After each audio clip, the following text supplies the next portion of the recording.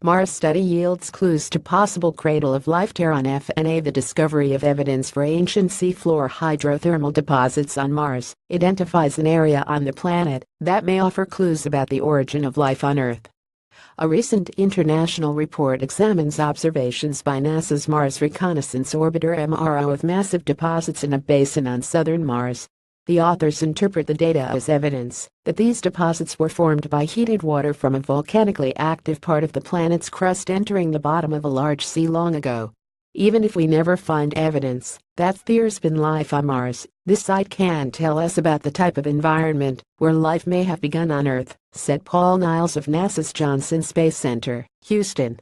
Volcanic activity combined with standing water provided conditions that were likely similar to conditions that existed on Earth at about the same time when early life was evolving here. Mars today has neither standing water nor volcanic activity. Researchers estimate an age of about 3.7 billion years for the Martian deposits attributed to seafloor hydrothermal activity. Undersea hydrothermal conditions on Earth at about that same time are a strong candidate for where and when life on Earth began.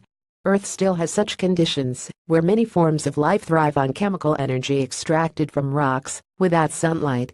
But due to Earth's active crust, our planet holds little direct geological evidence preserved from the time when life began.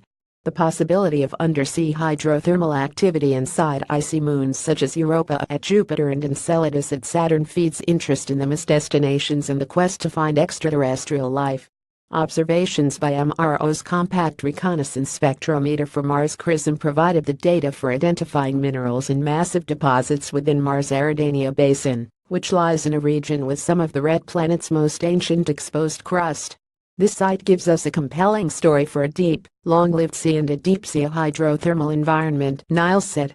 It is evocative of the deep-sea hydrothermal environments on Earth, similar to environments where life might be found on other worlds, life that doesn't need an ice atmosphere or temperate surface, but just rocks, heat and water.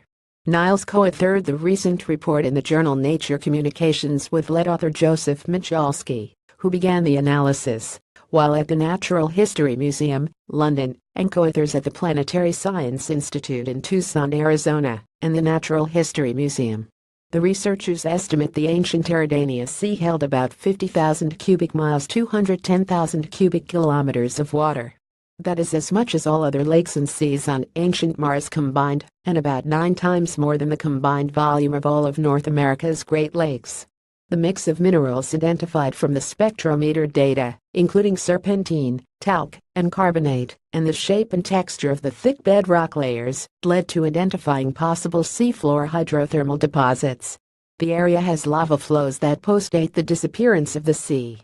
The researchers cite these as evidence that this is an area of Mars crust with a volcanic susceptibility that also could have produced effects earlier, when the sea was present.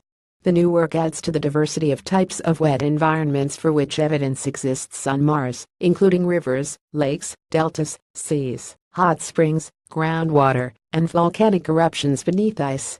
Ancient, deep-water hydrothermal deposits in Eridania Basin represent a new category of astrobiological target on Mars, the report states. It also says, Eridania seafloor deposits are not only of interest for Mars exploration, they represent a window into early Earth. That is because the earliest evidence of life on Earth comes from seafloor deposits of similar origin and age, but the geological record of those early Earth environments is poorly preserved.